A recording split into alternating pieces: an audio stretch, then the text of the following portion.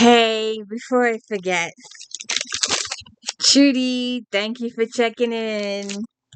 Selena, thank you for checking in. Leaf Sonata, thank you for checking in. Z-Book, thank you for checking in. Thank you all for checking in. Most appreciative. I love your daily thoughts, words of wisdom. I've got a small box here to unbox. A small box of mysteries. I just can't help it. I just do it every once in a while. This is the Daily Reads book series. This is where we read books, talk about books, no special effects, no theme music, none of that fancy schmancy stuff going on here. And I'm Christina, K-I-R-S-T-I-N-A. This is where we read books, talk about books, no special effects, no theme music, etc. So, hey, if you could go back and check out all the other unboxings, or hey, go check out If Then Fridays, or hey, go check back all of my J.D. Robb mysteries, or all of my Janet Ivanovich's, or my Steve Berry reviews, the If Thens on African American authors, or the If Then on Native American authors, or If Then on lawyers, or If Then on werewolves, or If Then on vampires. Go check them all out. And this is unboxing. Lord have mercy. Just a small box. So we're just going to get through this. Is this the same one? Nope. Alright. Couple of historicals, I think. I have no idea. CYNTHIA HARROD Eagles, 1916. The Land of My Dreams. Conscription reaches into every household. Britain turns out men and shells in industrial numbers from army camps and munition factories held up and down. Bobby, the second hunter son, gains his wings and joins his brothers in France. Ethel, the under housemaid, embarks on a quest, and Laura Hunter sets out on a big adventure. Yet Diana, the eldest daughter, finds second chance at happiness at the last place she thought to look, and matriarch past becomes back to haunt her. See what happened there. Second book in the series. I have no idea. I've never seen these before. 1918, so this is 2 years later. So there may be a book in between. I don't know. Edward, in a bid to run away from problems at home, decides not to resist a conscription and ends up at the front. Sadie hopes for love at Unrequited, and Laura has to flee Artemida's house when it is shelled, and she finds herself in London driving an ambulance.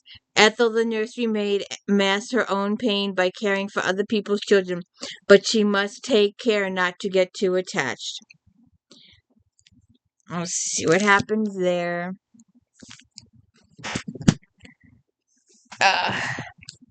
Cora Harrison, Scales of Retribution.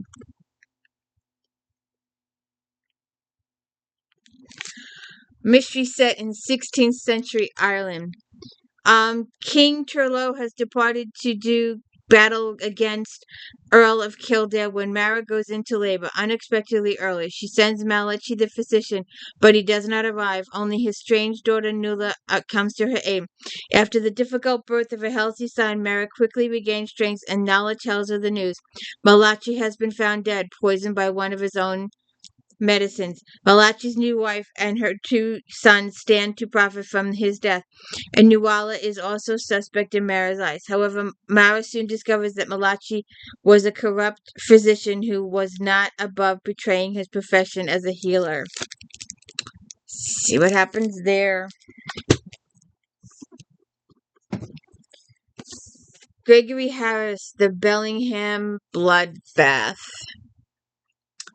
After a captain in Her Majesty's Guard and his young wife are brutally murdered in their flat, Master Sleuths Colin Pendragon and his partner Ethan Pruitt are summoned to Buckingham Palace. Major Hampstead demands discretion at all costs to preserve the reputation of the Guard and insists Pendragon participate in a cover-up by misleading the press. In response, Pendragon makes the bold claim that he will solve the case in no more than 3 days' time, or he will oblige the Major compromise himself. Racing against the clock and thwarted at every turn by their Scotland Yard nemesis, Inspector Varco, Pendragon and Pruitt begin to assemble the clues around the grisly homicide, probing into private lives and uncovering closely guarded secrets. As the minutes tick by, The pressure and the danger mounts as Pendragon's integrity is on the line.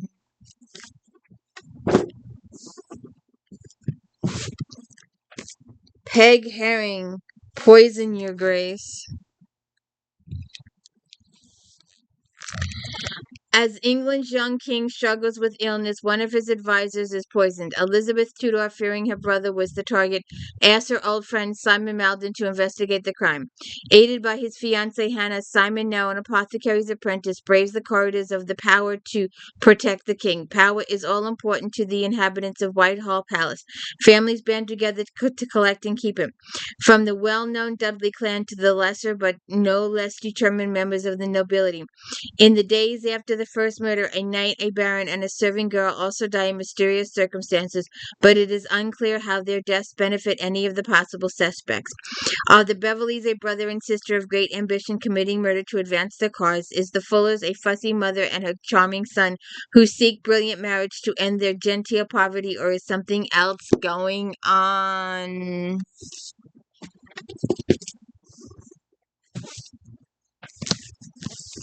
Spells of Blood and King, Claire Humphrey.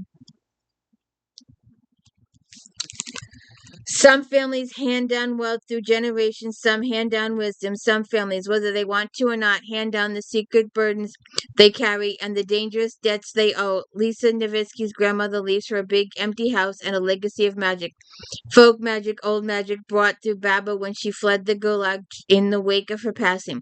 The Russian community of Toronto will depend on Lisa now to give them their remedies and be their Kalandra. But Lisa hasn't had time to learn everything Baba wanted to teach her, let alone the things Baba kept hidden. Maskim's birth family is long dead. Anything they bestowed on him long turned to dust. What Maskim carries is now a legacy of violence, and he does not have to die to pass it on. When Maskim feels his protective spell fail, he returns to the witch he rescued from the Gulag, only to find his spell was died along with the one who cast it. See what happens there. The Flood, David HUSON.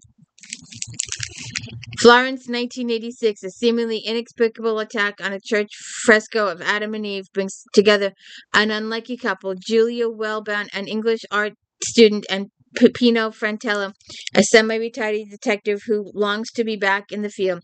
Their investigation leads them into the secret society that underpins the city, an elite underworld of excess, desire, and violence. Champagne, The Farewell, Janet Hubbard.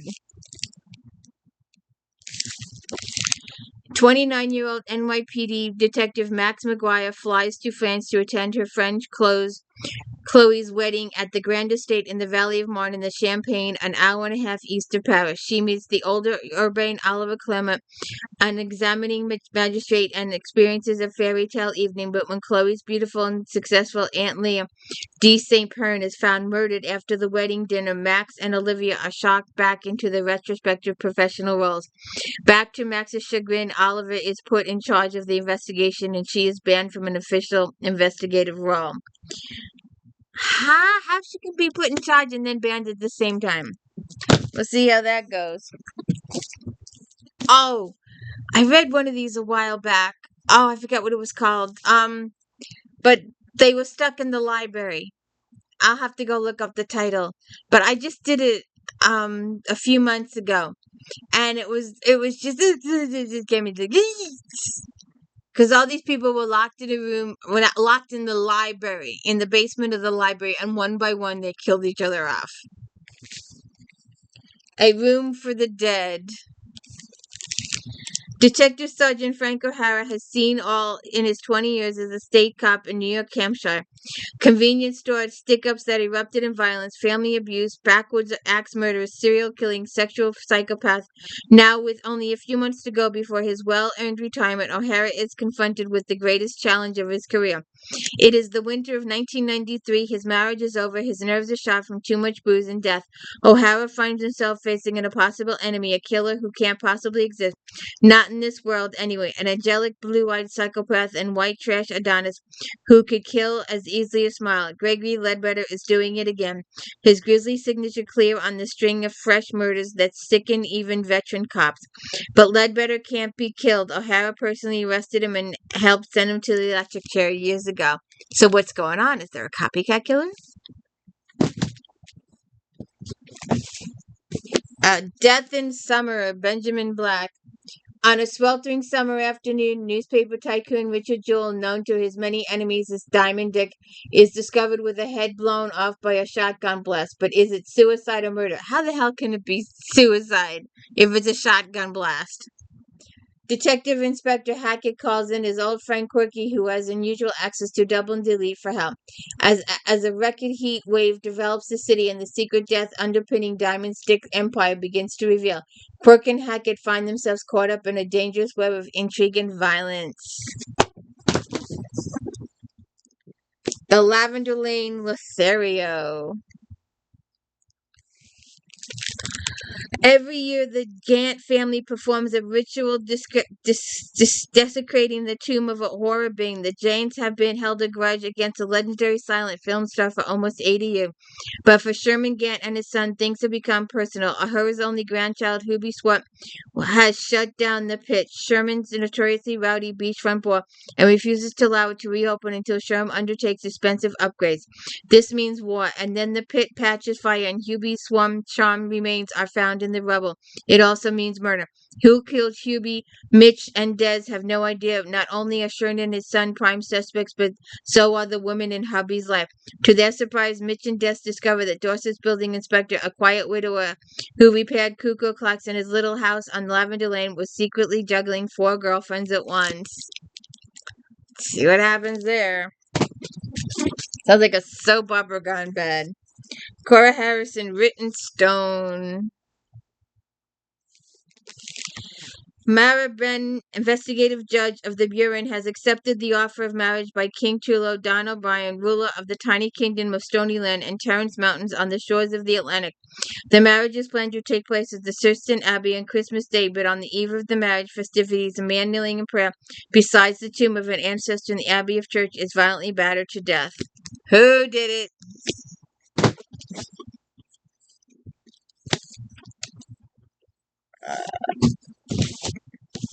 The Phantom Angel.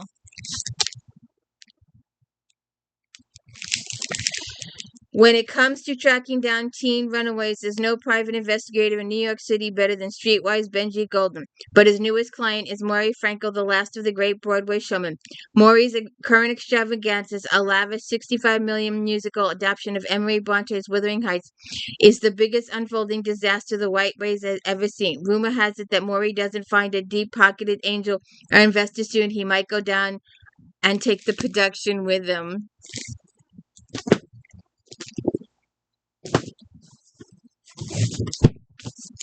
Season of Darkness.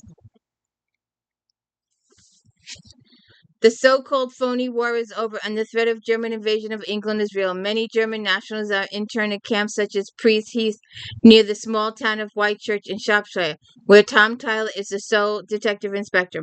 Tyler has been chafing for some time at the dullness of policing in a rural community. To add to his troubles, a former lover has recently reappeared and turned his emotions upside down. His younger soldier son seems utterly changed by his experience at Dunkirk, and his 16-year-old daughter is clearly unhappy. So when Elsie Betts, a land army girl, one of the young women from all walks of life who come to the countryside to assist farmers in keeping England fed, is found murdered on the desolate country road, the Leicester pistol next to her body. Tyler is distressed at the crime, but almost glad for the challenge it possesses to find out who did the murdering. James W. Houston, Falcon 7. A U.S. Navy FA-18 flying over Afghanistan and suddenly diverted and ordered a bomb to a building in Pakistan where a meeting between Al-Qaeda and the Taliban is taking place. After destroying their target, the fighter jet is immediately hit by Stinger missiles and the pilot ejects over Pakistan. They are captured, assaulted, and dragged through the streets of Peshawar. The world is on edge. The flyers are quickly forced into a waiting Falcon jet headed for the Netherlands, where they stand trial for war crimes at the International Criminal Court. The building they hit was actually a medical post constructed by Europeans for Afghan refugees, and 65 innocent people were killed. It's up to Washington criminal defense lawyer and former Navy SEAL Jack Keskey to defend the two of them and see what happened and who orchestrated it.